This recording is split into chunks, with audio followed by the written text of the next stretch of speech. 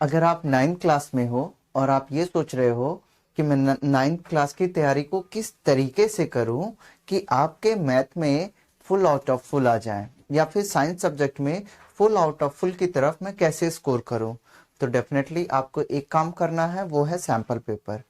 तो आज का मैं ये सैंपल पेपर करवा रहा हूँ।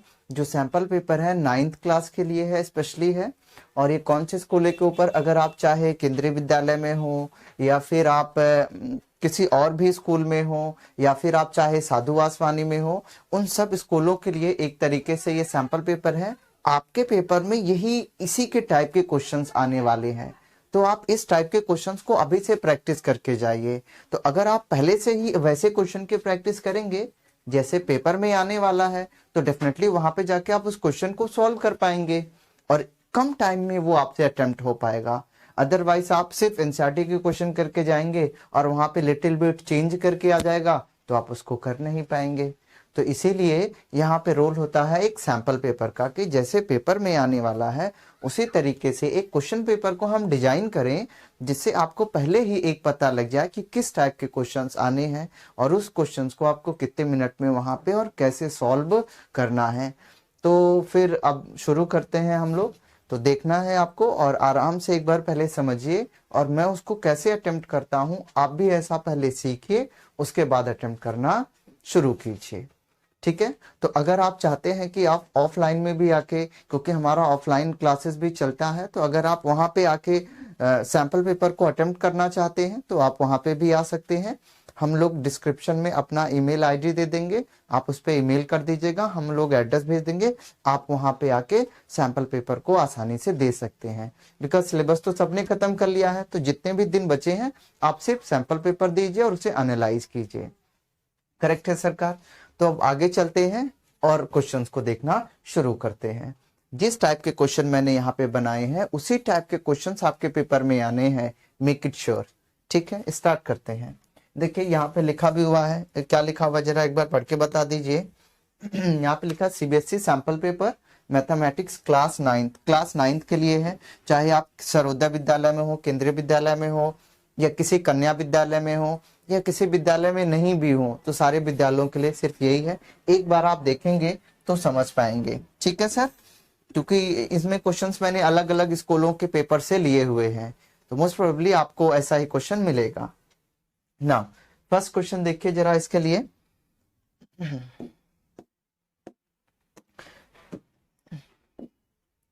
फर्स्ट क्वेश्चन क्या कहता है, जरा एक बार इसको देखिए। कहता है फर्स्ट क्वेश्चन में उसने बात करी हुई है कि on simplification 3 + √3 3 - √3 gives what. Simplify करने पे इसमें से क्या आंसर आएगा। तो क्वेश्चन में क्या गिवन है, हमें सिंप्लीफाई करना है। किसको सिंप्लीफाई करना है जरा एक बार देख के बताइए सर।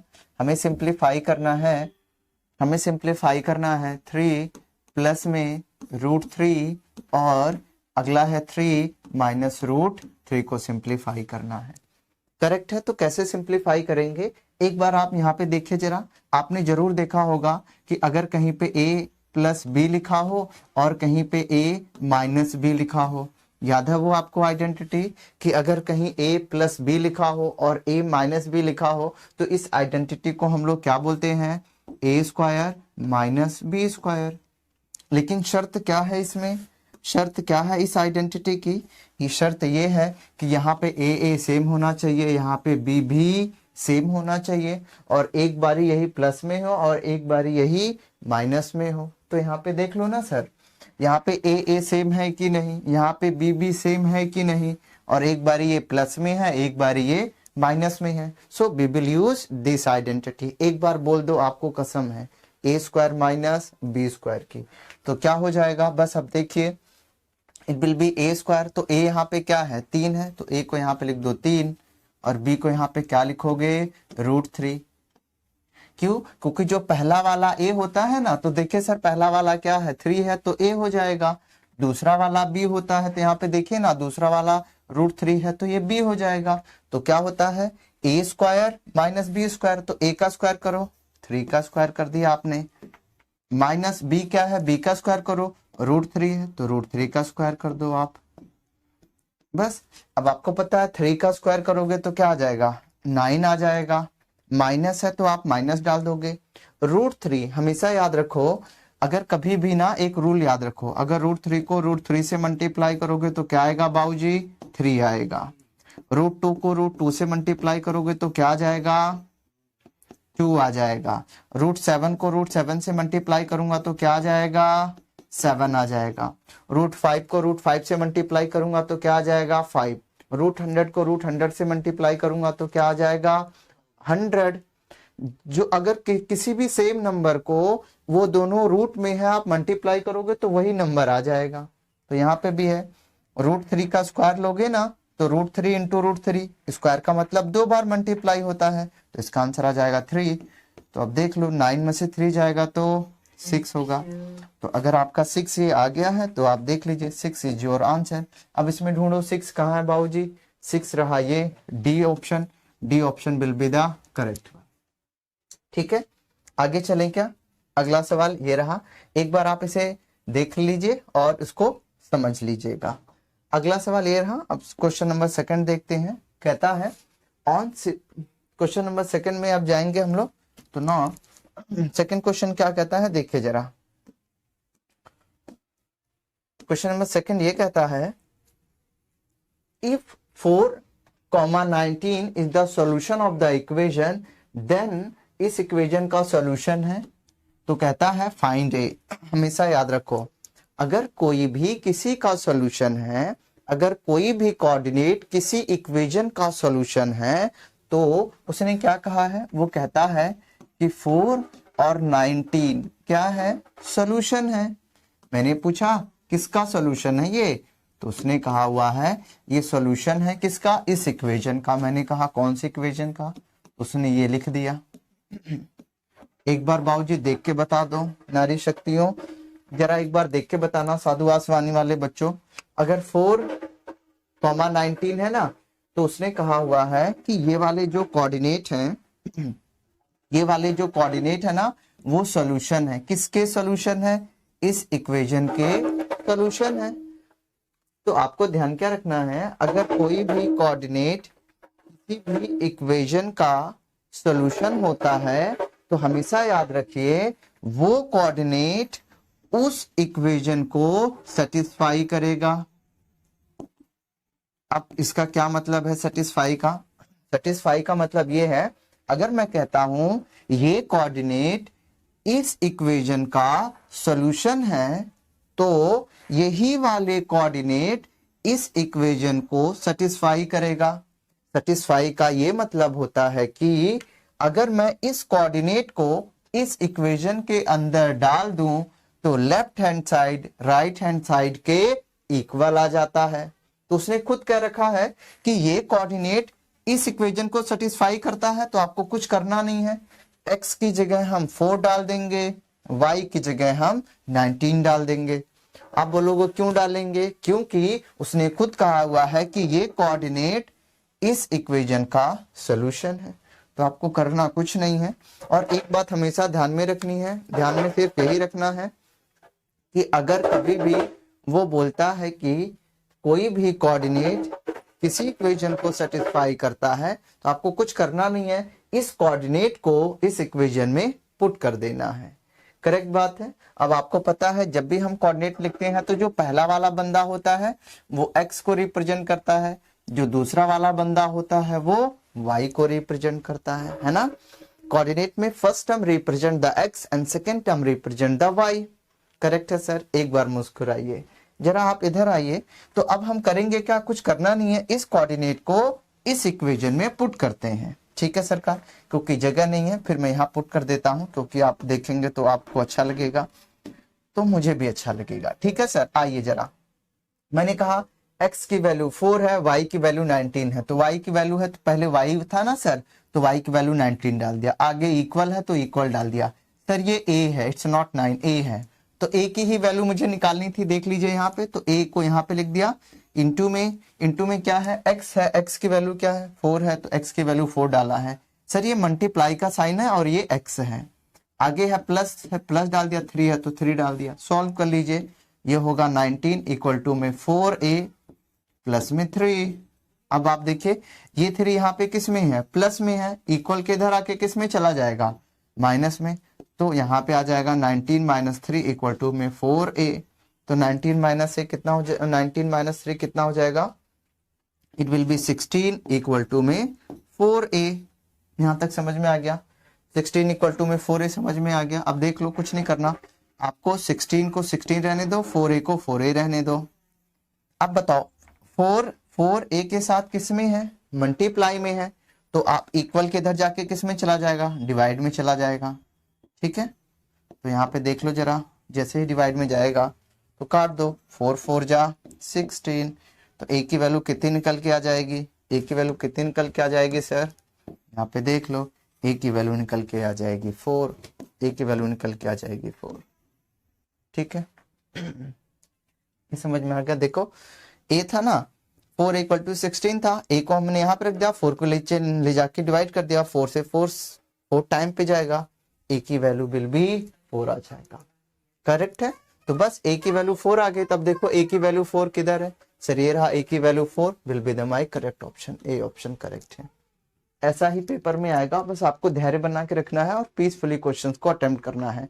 जो साथ में कंसेप्ट बता रहा हूँ उसको भी ध्यान से देखना है, ठीक है, वरना तो ये आंखों आंखों में हो जाएगा, आंखें भी ज्यादा हैं ऐसे क्वेश्चंस के लिए। ठीक है सर, आप इसको समझ गए और देख लीजिए, स्क्रीनशॉट जो भी करना है कर लीजिए। Now we are moving to next question. अगला सवाल कहता है ये, ठीक है, देखिए क्वेश्चन नंबर 2 हो गया था, क्वेश्चन नंबर 3 की तरफ हम बढ़ रहे हैं। क्वेश्चन नंबर 3 ये कहता है कि अ पॉइंट हुज एब्सिसा, कसम खाओ सर, कसम खाओ कि आज के बाद अगर कहीं पे एब्सिसा लिखा हो, एब्सिसा सीसा नहीं है रे दीवाने, एब्सिसा, एब्सिसा का दूसरा नाम एक्स ही होता है सर। मान लीजिए आप का स्कूल का नाम है रमेश या सुरेश है, लेकिन घर में आपको लोग गोलू मोलू बुलाते हैं, है ना, तो बंदे तो आप एक ही हैं, नाम आपका दो दो है। सेम तरीके से सर समटाइम्स हम एक्स एक्सिस को क्या कह देते हैं, एब्सिसा कहते हैं। तो अगर आपको पता चल गया एक्स एक्सिस को एब्सिसा कहते हैं, तो वाई एक्सिस को क्या कहते हैं, ऑर्डिनेट बोलते हैं। क्या बोलते हैं, वाई एक्सिस को ऑर्डिनेट बोलते हैं। तो एक्स एक्सिस का एक दूसरा नाम है, एक वाई एक्सिस का भी दूसरा नाम है। एक्स एक्सिस को हम एब्सिसा बोलते हैं और वाई एक्सिस को ऑर्डिनेट बोलते हैं। याद रहेगा सर, कोऑर्डिनेट नहीं सुरेश, ऑर्डिनेट। किसको, एक्स एक्सिस को और वाई एक्सिस को। एक्स एक्सिस को क्या बोलेंगे, एक्स एक्सिस को हम बोलेंगे एब्सिसा, वाई एक्सिस को क्या बोलेंगे, ऑर्डिनेट। अब ध्यान से देख लीजिए, ये आपको याद हो गया। अब आपको कुछ नहीं करना, अब मेरी आंखों में आप देख सकते हैं, जरा इधर देखिए। उसने क्या कहा है, a point whose abscissa, abscissa बोले तो x -3 दे रखा है, ऑर्डिनेट 2 है तो ऑर्डिनेट 2 है। बस आप देखिए जरा प्लीज, एब्सिसा -3 है, ऑर्डिनेट 2 है, तो कहता है ये कौन से क्वाड्रेंट में लाई करेगा। आपको पता है ना सर ऐसा क्वाड्रेंट बनता है। एक बार ये आप देखिए, जस्ट कीप वॉचिंग, बिल्कुल धैर्य पूर्वक देखना, जल्दीबाजी नहीं करनी आपने। अब देखिए जरा, अगर ये है तो यहाँ पे हम क्या लिखते हैं, मार्किंग करते हैं, क्योंकि ये एक्स एक्सिस है, ये वाई एक्सिस है, ठीक है। तो यहाँ पे भी आप मार्किंग करेंगे, यहाँ पे भी आप मार्किंग करेंगे, यहाँ पे भी आप मार्किंग करेंगे। तो क्वाड्रेंट क्या होते हैं, टोटल क्वाड्रेंट 4 हैं, आप हमेशा याद रखना है। This is called first quadrant, this is called second quadrant, ये है हमारा थर्ड क्वाड्रेंट और ये है हमारा फोर्थ क्वाड्रेंट, ठीक है। तो टोटल कितने हो गए हैं, 4 क्वाड्रेंट हो गए हैं। तो बस आपको ये देखना है, अगर ये 4 क्वाड्रेंट है तो आपको पता है इधर x वाला पॉजिटिव होता है, देखो ना इधर x वाला पॉजिटिव है तो पॉजिटिव, और इधर y वाला भी पॉजिटिव है, तो x y दोनों यहाँ पे पॉजिटिव पॉजिटिव। लेकिन आप अगर यहाँ पे देखेंगे तो -1 -2 लिखा जाता है ना। क्या लिखेंगे सर, -1 एंड -2 लिखेंगे, और यहाँ पे y का -1 -2 चलता है। तो अगर आप सेकेंड क्वाड्रेंट में आएंगे, सेकेंड क्वाड्रेंट में x नेगेटिव होता है, y पॉजिटिव होता है। खुद ही देख लो ना, ये x नेगेटिव है और ये y पॉजिटिव है। थर्ड में देखो, थर्ड में x नेगेटिव है और इधर y भी नेगेटिव है, थर्ड में दोनों नेगेटिव है। फोर्थ में आ जाओ जरा, फोर्थ में x देखो, ये रहा x, तो x की वैल्यू ऐसे चलती है, तो x पॉजिटिव है, y नेगेटिव है। तो ये चारों के चारों क्वाड्रेंट के सिंबल आपको पता चल गए हैं। 4 क्वाड्रेंट होते हैं, इधर x पॉजिटिव, इधर x नेगेटिव, इधर y पॉजिटिव, इधर y नेगेटिव होता है। बस आपको ये पता चल गया, this is called first quadrant, second, third और फोर्थ क्वाड्रेंट बोलते हैं। कहता है ये बताओ ये कहाँ पे लाई करेगा, कौन से क्वाड्रेंट में लाई करेगा। अब आप देखो यहाँ पे x का बंदा कैसा है, नेगेटिव है, y का बंदा कैसा है, पॉजिटिव है। तो आप ये देखो जहां पे x नेगेटिव हो और y पॉजिटिव हो, एक बार देख के बताइए, जहां पे x नेगेटिव हो y पॉजिटिव हो। क्या बोल दिया मैंने, एक बार बोल के बता दो सर। जहां पे x क्या हो, नेगेटिव हो, y क्या हो, पॉजिटिव हो। तो ये रहा x नेगेटिव y पॉजिटिव है, क्योंकि फर्स्ट में तो दोनों है, x भी पॉजिटिव y भी पॉजिटिव, तो ये पॉसिबल नहीं है। थर्ड में दोनों नेगेटिव, ये भी पॉसिबल नहीं है।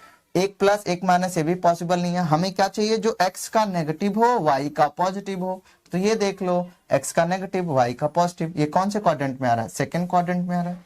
तो करेक्ट ऑप्शन क्या होगा, विल बी सेकंड क्वाड्रेंट। ठीक है सर, करेक्ट ऑप्शन क्या होगा, विल बी सेकंड क्वाड्रेंट। ये रहा फर्स्ट। मैं थोड़ा आपको बेसिक्स बताते चल रहा हूँ, so your concept will be revised, है ना, आप उससे आसानी से समझ पाएंगे। आप समझ गए इसे, if you want to note it down आप देख लीजिए, बाकी आगे चलते हैं। अब एक बार बोल के बताइए, एब्सिसा को एक्स एक्सिस, ऑर्डिनेट को वाई, एब्सिसा, सीसा नहीं एब्सिसा, अब सीसा एक्स एक्सिस। ठीक है, याद रखिए। नेक्स्ट क्वेश्चन है, कहता है इन अ bar graph if 1 centimeter represent 30 kilometer then the length of bar needed to represent 75 kilometer is। आपको पता है ना, ऐसे ग्राफ चलता रहता है, आपने बार ग्राफ वाला चैप्टर पढ़ा ही होगा, है ना। तो उसमें एक ग्राफ चलता है, दिस इज कॉल्ड, ये है, इसमें ये y एक्सिस को मान लीजिए रिप्रेजेंट है, ये x एक्सिस को, ये हम स्केल बोलते हैं, जो ऐसा लिखते हैं ना, दिस इज कॉल्ड स्केल, इसको स्केल बोलते हैं। तो कहता है, उसने ये कहा हुआ है कि अगर बार ग्राफ के अंदर 1 सेंटीमीटर किसको रिप्रेजेंट कर रहा है, 30 किलोमीटर को। ध्यान से देखिए, पहले 1 सेंटीमीटर किसको रिप्रेजेंट कर रहा है, 30 किलोमीटर को रिप्रेजेंट करता है। तो कहता है बताइए 75 किलोमीटर कितने सेंटीमीटर को रिप्रेजेंट करेगा, उसने मेरे से ये पूछा हुआ है। ठीक है, ये जो दूरी लेते हो ना यहाँ पे 0 1 2 3 4, दिस इज कॉल्ड यूनिट। इसे हम क्या बोलते हैं, इसे हम क्या बोलते हैं, यूनिट बोलते हैं। ठीक है ना। कहता bar graph if 1 centimetre represent 30 kilometre then length of a bar graph needed to, this is called unit है, यूनिट भी बोलते हैं और इसे स्केल भी बोलते हैं, this is called scale exactly, ये ज्यादा बेहतर रहेगा, scale is more appropriate word for it sir. तो दिस इज कॉल्ड स्केल। क्या कहेंगे, एक बार जस्ट रिपीट विथ मी कि आप बताइए जरा, स्केल स्केल किसे बोलेंगे, दिस इज कॉल्ड स्केल। तो वो कहता है कि अगर 1 सेंटीमीटर 30 किलोमीटर को रिप्रेजेंट करता है तो 75 किलोमीटर कितने सेंटीमीटर को रिप्रेजेंट करेगा। तो सिंपल है, आप जरा इसमें से देख के बताओ, क्या मैं इसको उलट करके लिख सकता हूं कि नहीं, उलट के लिख सकता हूं। देखना जरा क्या लिखा, 30 किलोमीटर 1 सेंटीमीटर को रिप्रेजेंट करेगा कि नहीं। मैंने क्या किया, उसको उलट के लिख दिया, what's wrong with it sir. देखिए 1 सेंटीमीटर 30 किलोमीटर के बराबर है, तो मैं कहता हूं 30 किलोमीटर 1 सेंटीमीटर के भी तो बराबर ही होगा ना, बात रिवर्स है। अब देखो, अगर मैं कहूं 1 किलोमीटर में क्या होगा, तो जानबूझ के क्या मैं इधर 1 से मल्टीप्लाई करूंगा तो कोई फर्क पड़ेगा, इधर नहीं पड़ेगा, क्योंकि 1 से मल्टीप्लाई करोगे तो सेम टर्म आ जाएगी। आप ऐसा करो, 1 को यहीं पे रहने दो, ये 30 किस में चल रहा है, आप एक बार ध्यान से देखिए हमने जानबूझ के ना, मैं दोबारा करता हूं आपको, मैं दोबारा एक्सप्लेन कर देता हूं, just need not to worry. उसने कहा है 1 सेंटीमीटर में 30 किलोमीटर होता है, तो मैं इधर लिख दूं कि 30 किलोमीटर में 1 सेंटीमीटर होता है, अपोजिट भी तो ट्रू है ना। अब मैंने क्या किया, जानबूझ के इधर मैंने 1 से मल्टीप्लाई कर दिया। आप पूछोगे क्यों मल्टीप्लाई कर दिया, क्योंकि 1 से मल्टीप्लाई करने में किसी चीज पे कोई फर्क नहीं पड़ता, सो आई मल्टीप्लाइड विथ 1, मेरा काम बनना चाहिए। ठीक है सर, तो मैंने 1 से मल्टीप्लाई कर दिया। अब आप ध्यान से देखिए जरा, अगर मैं 1 से मल्टीप्लाई कर दूंगा तो ये जो 30 है यहाँ पे, ये जो 30 है यहाँ पे, ये किसमें है, मल्टीप्लाई में चल रहा है 1 के साथ। अगर मैं इक्वल के इधर लेके जाऊंगा तो किसमें चला जाएगा, डिवाइड में चला जाएगा। और यहाँ पे क्या बचेगा, 1 के साथ 1, किलोमीटर किलोमीटर, इधर क्या चला जाएगा, 1/में 30 सेंटीमीटर, है ना। तो हमने क्या ढूंढ लिया, 1 किलोमीटर में 1/30 सेंटीमीटर होता है। अब आप निकाल लेंगे, जब मैं कहता हूं 1 किलोमीटर में 1/30 सेंटीमीटर होता है तो 2 में कितना होगा? अगर एक पेंसिल का दाम 2 रुपये है तो 2 पेंसिल का दाम कैसे निकालोगे? मल्टीप्लाई करोगे ना, क्योंकि एक पेंसिल का दाम पता है, 2 का निकालना है तो मल्टीप्लाई।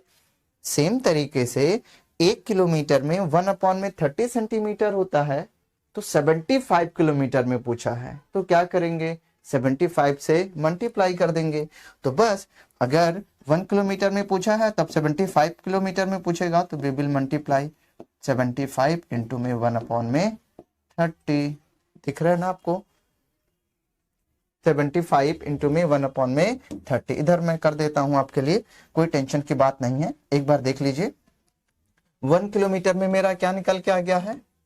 1 किलोमीटर इक्वल टू में 1/30 सेंटीमीटर है।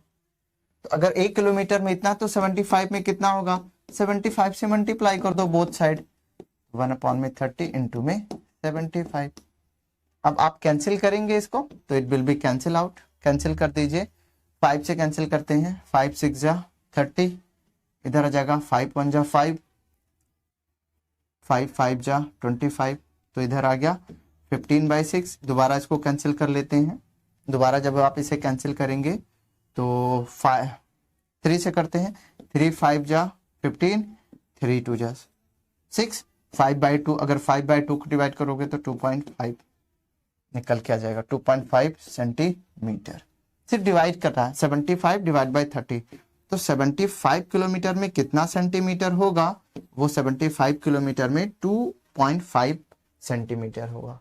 2.5 सेंटीमीटर कहाँ सर? ऑप्शन में देख लीजिए, ये रहा 2.5 centimetre will be the correct option. करना कुछ नहीं है, 75 डिवाइड बाई 30 कर दोगे, आंसर निकल के आ जाएगा। ठीक है, बट ये आपके लिए समझ है कि अगर 1 सेंटीमीटर 30 किलोमीटर के बराबर है तो 30 किलोमीटर भी तो 1 सेंटीमीटर के बराबर होगा।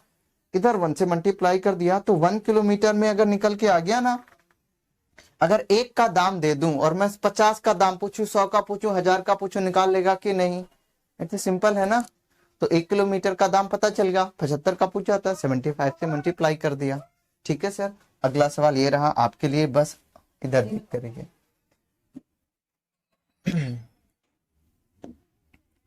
जरा देखिए, कहता है नेक्स्ट क्वेश्चन क्या है?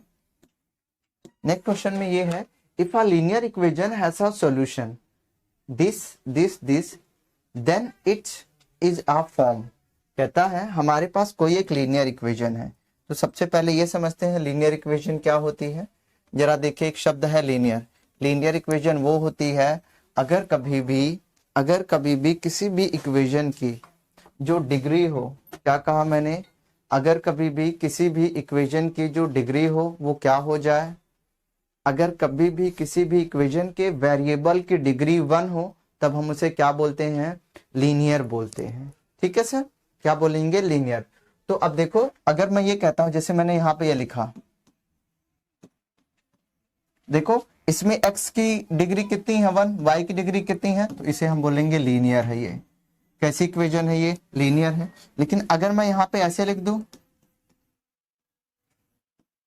तो ये क्या कैसी है? This is called quadratic equation. Quadratic equation. अगर मैं ऐसे लिख दूं इसको, तो देखो दिस इज कॉल्ड क्यूबिक। कैसे पता चलता मेरे को? देखो, अगर वेरिएबल की डिग्री 3 है तो हम इसे बोलेंगे क्यूबिक इक्वेशन। कौन सी इक्वेशन है? क्यूबिक। अगर वेरिएबल की डिग्री 2 है तो उसे हम बोलेंगे क्वाड्रेटिक इक्वेशन। अगर वेरिएबल की डिग्री 1 1 है तो हम इसे बोलेंगे लीनियर इक्वेशन। ठीक है, तो ये थोड़ा सा बेसिक्स है जो मैंने आपको बता दिया है। अब इसे मैं हटा रहा हूं, आप इसे देख लीजिए अच्छे से। नाउ अब इधर देखिए, उसने कहता है अ linear equation has a solution. फिर वो कहता है कोई एक लीनियर इक्वेशन है जिसका सॉल्यूशन है 1 2 और उसी का सॉल्यूशन है -1 माइनस में 16 और उसी का सॉल्यूशन है 0 माइनस में 7 है। ध्यान से देखिए, अभी मैंने पहले क्वेश्चन में बताया था कि उसने कहा क्या, पहले मैं ये समझाता हूं। उसने कहता है ये जो तीनों कोऑर्डिनेट है ना, ये सॉल्यूशन है। ये जो तीनों कोऑर्डिनेट है ना, ये सॉल्यूशन है। मैंने कहा किसके सॉल्यूशन है? वो कहता है इन चारों इक्वेशन में से किसी एक इक्वेशन का ये तीनों कोऑर्डिनेट क्या है? सॉल्यूशन है। तो अभी मैंने आपको बताया था सॉल्यूशन होने का मतलब क्या होता है। सॉल्यूशन होने का मतलब ये होता है कि ये तीनों कोऑर्डिनेट जिस भी इक्वेशन के सॉल्यूशन होंगे, उस इक्वेशन में अगर मैं इन तीनों कोऑर्डिनेट को पुट करूंगा तो उसका लेफ्ट हैंड साइड बराबर आएगा उसके राइट हैंड साइड के। ठीक है, मैंने क्या कहा, अगर ये तीनों कोऑर्डिनेट सॉल्यूशन है ना किसी इक्वेशन के, तो उस इक्वेशन में अगर मैं ये तीनों कोऑर्डिनेट को पुट करूं, x की जगह 1, y की जगह 2, x की जगह -1, x की जगह -6, y की जगह -16, x की जगह 0, y की जगह -7। तो अगर कहता है, मान लीजिए मैंने क्या कहा है, मैंने ये कहा हुआ है आपसे कि अगर ये तीनों कोऑर्डिनेट, मानिए इस इक्वेशन के सॉल्यूशन मान के चलिए, आप अभी ऐसे मान लीजिए, अगर ये कोऑर्डिनेट इस इक्वेशन का सॉल्यूशन है ना, तो पता है क्या होगा, अगर मैं इसके कोऑर्डिनेट के वैल्यू इसमें डाल दूं, जैसे x की जगह 1 डाल दूं, y की जगह 2 डाल दूं, ध्यान से मानिए, अब क्या हो जाएगा, इधर 1 प्लस में 4, तो देखिए इधर 4 प्लस में 1, तो इधर आ जाएगा 5 इक्वल टू में इधर 7। तो देखिए क्या लेफ्ट हैंड साइड वाला बंदा क्या राइट हैंड साइड के बराबर है? नहीं है। तो अगर left hand side right hand side के बराबर नहीं आता है ये कोऑर्डिनेट डालने पे, इसका मतलब ये हुआ कि ये कोऑर्डिनेट इस इक्वेशन के सॉल्यूशन नहीं है। लेकिन अगर इस इक्वेशन में ये कोऑर्डिनेट में डाल देता और उसका लेफ्ट हैंड साइड और उसका ये left hand side right hand side के इक्वल आ जाता, तब मैं बोलता कि ये कोऑर्डिनेट इस इक्वेशन के सॉल्यूशन है। पर देखो मैंने x की जगह ये डाला, y की जगह भी डाला, पर इसके लेफ्ट हैंड साइड राइट के बराबर नहीं है। इसका मतलब है कि ये कोऑर्डिनेट इस इक्वेशन का सॉल्यूशन नहीं है। तो क्वेश्चन में उसने कहा है कि ये तीनों इन चारों इक्वेशन में से किसी एक इक्वेशन के सॉल्यूशन है। बताओ वो किसके सॉल्यूशन होंगे? तो आपको वैल्यू पुट करके चेक करना होगा। एक ही काम करना होगा कि उसका left hand side must be equal to right hand side, जिसका अगर ये दोनों आपस में इक्वल हुआ तो उसका उसी इक्वेशन के ये तीनों सॉल्यूशन होंगे। तो देख लो जरा, आप एक बार ही देखिए, ठीक है। अब मैं चेक करता हूं उस क्वेश्चन को। दिस वाज द बेसिक्स, मैंने आपको बता दिया है, अब आप इसको समझ पाएंगे चाहे आपको पहले से आता हो या फिर ना आता हो। एक बार देखिए जरा, है ना, समझिए जरा। पहली इक्वेशन पकड़िए। पहली इक्वेशन उन्होंने क्या दे रखी है? पहली इक्वेशन दे रखा है y इक्वल टू में 9x माइनस 7, ये इक्वेशन दे रखी है। तो आइए चेक करते हैं क्या ये इसका सॉल्यूशन है। तो y सेकंड वाला बंदा है तो इधर 2 डालेंगे, 9 तो 9, x की जगह 1 डालिए, माइनस में 7। तो अब देख लीजिए इधर 2 है और इधर 9 माइनस 7 2 है। अरे वाह, तो दोनों इक्वल आ गए आपस में। इसका मतलब ये वाले कोऑर्डिनेट इस इक्वेशन का सॉल्यूशन है। ठीक है, अगला वाला चेक करते हैं जरा। अगला वाला चेक कीजिए। नेक्स्ट है अगला क्या चेक करेंगे? ये वाला कोऑर्डिनेट चेक करेंगे इस इक्वेशन में। तो y इक्वल टू में 9x माइनस में 7 है। तो y की वैल्यू डालिए, y की वैल्यू क्या है? -16 होगी यहाँ पे सर।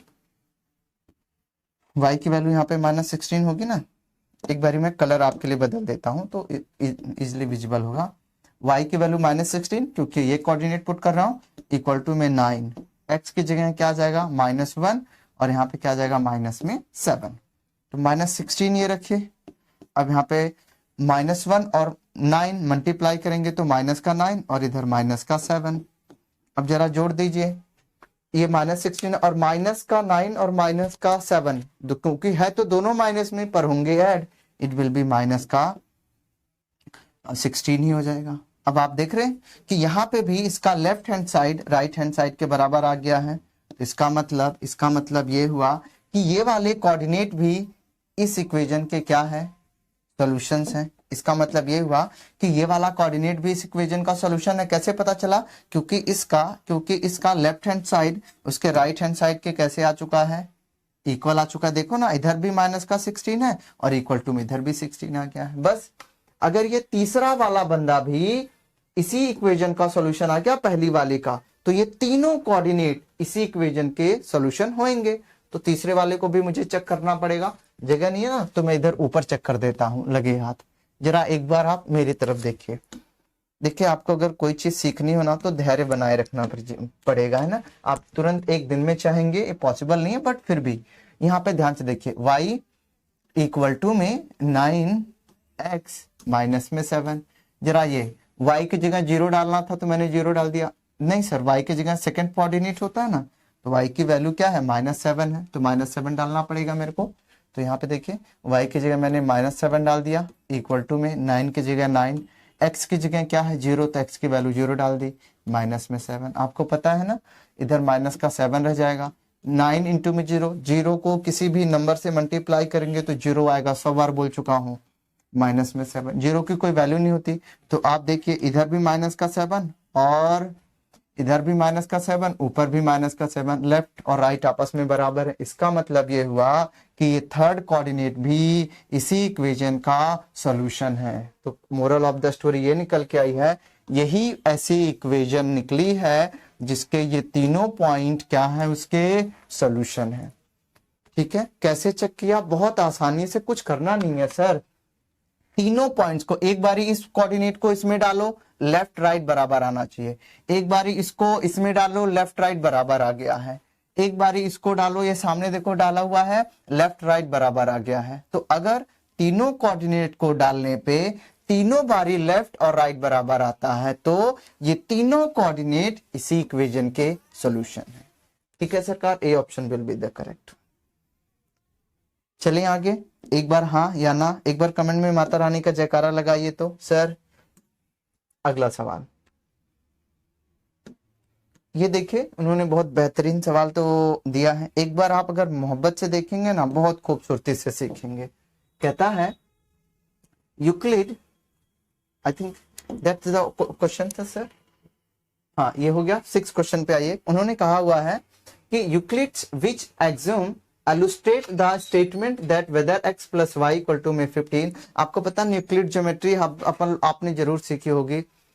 यूक्लिड ज्योमेट्री आपने जरूर सीखी होगी। यूक्लिड ज्योमेट्री में सिर्फ एक ही चीज का ध्यान, उन्होंने कुछ अजम्पशंस दिए थे कि ऐसी ऐसी चीजें होती हैं। तो आपको ध्यान क्या रखना है सरकार, वो कहता है कि यूक्लिड के हिसाब से उनका कौन सा ऐसा अजम्पशन है, इन चारों में से ऐसा कौन सा अजम्पशन होगा जो ये बताता है कि x plus Y equal to में अगर 15 है तो आगे देखिए वहां पे क्या लिखा, उसने कहता है कि x प्लस वाई में अगर इधर भी मैंने फालतू का z ऐड कर दिया और इधर भी मैंने फालतू का z ऐड कर दिया तो भी ये आपस में इक्वल होंगे। समझिए उन्होंने क्या कहा, वो ये कहते हैं सरकार कि अगर ये दोनों आपस में इक्वल है, एक बंदे ने कहा x plus Y equal to में 15 है, तो वो कह रहा है कि अगर इसी इक्वेशन में दोनों साइड जानबूझ के कोई सेम वेरिएबल ऐड करेंगे तो भी इसका लेफ्ट हैंड साइड राइट के ही बराबर होगा। एक एग्जांपल करके दिखाऊं, जैसे मैंने कहा 2 प्लस में 6 8 होता है कि नहीं, हाँ या ना, होता है। कहता है कि अगर दोनों साइड दो दो ऐड कर दो, दोनों साइड दो दो ऐड कर दो, दोनों साइड कितने को ऐड कर दो सर, दोनों साइड मुझे कितने को ऐड करना है, दो दो को ऐड कर दो। क्या कहा मैंने, मुझे दोनों साइड किसको ऐड करना है, दो दो को ऐड कर दो। तो देखो इधर भी मैंने 2 को ऐड कर दिया, इधर भी मैंने 2 को ऐड कर दिया। क्या अभी ये बराबर नहीं है, चेक करो। 6 प्लस 2 8 प्लस 2 10, इधर भी 10 निकल के आया ना। कि अगर वो कहता है कि अगर दो इक्वेशन ऐसे आपस में इक्वल है तो अगर दोनों साइड सेम नंबर ऐड करोगे, दोनों साइड सेम नंबर ऐड करोगे तो भी वो इक्वेशन आपस में इक्वल ही रहने वाली है, कोई फर्क नहीं पड़ेगा। ठीक है सरकार, आपने ये देखा ना कि 6 प्लस 2 पहले से था, इक्वल टू में 8 होता है, दोनों साइड मैंने दो दो ऐड किया ना तो दोनों साइड 10 10 आ गया, ये इक्वल है। ये बात बिल्कुल करेक्ट है। तो ऐसे कौन सी एक्सिम थी, तो this was the second Exim given by the, किसने दिया था, ये यूक्लिड्स ने दिया था। ये सेकंड एक्सिम के हिसाब से ही चलेगा। ठीक है सरकार, याद रखिए, थर्ड नहीं है, फोर्थ भी नहीं है, second will be the correct option, first भी नहीं, सेकंड सेकंड सेकंड। ठीक है, जिंदगी में सेकंड कोई नहीं आना चाहता, पढ़ने सब चाहते हैं सेकंड टाइम, अजीब है ना सर। ओके चलिए, कुछ बेहतरीन सवाल है, एक बार निगाहों में देखिए। करना क्या है आपको, आपको करना कुछ नहीं है, आप बस बैठे रहिए जहां पे भी बैठे, घर में परेशान ही होंगे क्योंकि पेपर है ना, पेपर में हर कोई परेशान है, पर आप परेशान मत होइए, हम दोनों मिलके कुछ करेंगे। ठीक है, इधर देखिए उन्होंने कहा हुआ है कि A B parallel to H F and D E parallel to, कुछ पहले से पहले आपको कुछ बातें बताता हूं, जरा आप निगाहों इधर देखेंगे तो समझेंगे। पहला रूल, अगर कभी भी दो लाइन आपस में पैरेलल हो जाए, क्या कहा मैंने, अगर कभी भी दो लाइन आपस में पैरेलल हो जाए तो कुछ चीजें बदलती हैं। कैसा, अगर कभी भी दो लाइन आपस में पैरेलल हो और एक लाइन उसे कट करती हो, अगर कभी दो लाइन आपस में पैरेलल हो और एक लाइन अगर उसे आपस में कट करती है तो क्या होता है सर, जरा इधर देखिए, तो जो ये वाला एंगल होता है इस एंगल के इक्वल हो जाता है। This is called corresponding angle. पढ़ा तो जरूर होगा, नाम तो सुना ही होगा ना, खतरनाक। तो ये वाला एंगल इसके बराबर हो जाता है। अगला क्या होगा सरकार, this is called the corresponding angle, this is called the corresponding angle. ठीक है, अब ध्यान से देखिए, जो ये वाला एंगल है इस एंगल के बराबर होगा क्योंकि करस्पॉन्डिंग एंगल है। ये कब बराबर होता है आपको ध्यान में रखना है, अगर कभी भी दो लाइन आपस में पैरेलल हो जाती है। और ये भी ध्यान रखिए, according to the corresponding angle, जो ये नीचे वाला एंगल है इस नीचे के बराबर हो जाता है करस्पॉन्डिंग एंगल। और एक करस्पॉन्डिंग एंगल के हिसाब से आपको ये भी पता होगा कि ये नीचे वाला एंगल इस नीचे वाले एंगल के बराबर होगा। जैसे देखिए 1 के बराबर, 2 के बराबर, इधर 3 के बराबर, और ये देखिए सर लास्ट वाला ये 4 इस 4 के बराबर हो जाता है। These are called corresponding angles. पता है ना, ये कोरस्पॉन्डिंग एंगल होते हैं। अगला रूल, कभी भी किसी भी एक स्ट्रेट लाइन के ऊपर अगर होता है तो ये एंगल कितने डिग्री का बनता है, एक बार बोल के बता दो, 180 डिग्री का। कितने का, 180 डिग्री का। याद रहेगा, बस अब आपको करना कुछ नहीं है। अब ध्यान से देख लीजिए, अब हमें क्या करना है, उन्होंने क्या कहा हुआ है, अब 2-3 चीजें दे रखी है, ये आपने नोट कर लिया। अब देखिए उसने कहता है कि जो ए बी है, देखिए जी, जो ए बी है वो पैरेलल है एच एफ के। तो ए बी कहाँ है सरकार, ये रही ए बी, देखिए तो ए बी पैरेलल है, ये वाली ए बी किसके पैरेलल है, एच एफ के पैरेलल है। तो आप देखो ना, अब दो लाइन आपस में पैरेलल आ गई है। तो अगर कभी दो लाइन आपस में पैरेलल हो और ये वाली लाइन इंटरसेक्टिंग लाइन है, अगर ये वाली लाइन इंटरसेक्टिंग लाइन है, तो आप ये बताओ, अगर ये एंगल 28 गिवन है, अगर ये एंगल 28 गिवन है, देखो यहाँ पे इसने खुद लिखा है क्वेश्चन में, अगर ये एंगल 28 गिवन है तो इस एंगल को भी 28 होना पड़ेगा कि नहीं, हाँ या ना, पूछो क्यों। कोरस्पॉन्डिंग एंगल, क्यों बराबर होगा ये दोनों, आप ऐसे रीजन लिखोगे, कोरस्पॉन्डिंग एंगल है ना। कौन सा एंगल बाबूजी, एक बार बोल के बताओ, एक बार बोल के बता दो, कोरस्पॉन्डिंग एंगल। आप जहां पे भी बैठो एक बार बोलो, सीखोगे सर। तो these are called corresponding angle. अब क्योंकि ये 28 तो ये 28 कोरस्पॉन्डिंग हो गया, मुझे निकालना क्या है, एफ डी ई, एंगल एफ डी ई निकालना है। तो देखो जरा, एंगल एफ ये रहा, डी ये रहा और ये रहा, मतलब मेरे को ये वाला एंगल निकालना है। कौन सा एंगल, एक बार बोलो, ये वाला एंगल। कैसे निकलेगा, आपको पता है ना, देखो ए बी एक स्ट्रेट लाइन है कि नहीं है, ए बी एक स्ट्रेट लाइन है, एक स्ट्रेट लाइन पे पूरा एंगल कितने का बनेगा, 180 का ही बनेगा।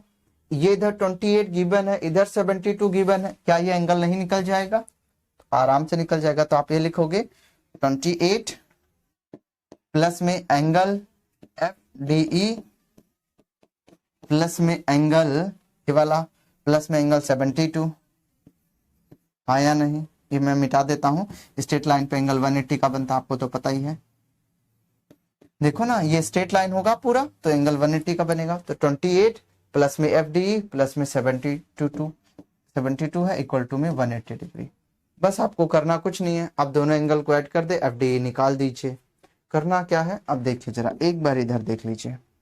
तो अगर इसे जोड़ेंगे तो ये हो जाएगा आपका 10 और 7 8 9 1 10, अरे वाह, 100 प्लस में angle F D E equal to में 180 डिग्री।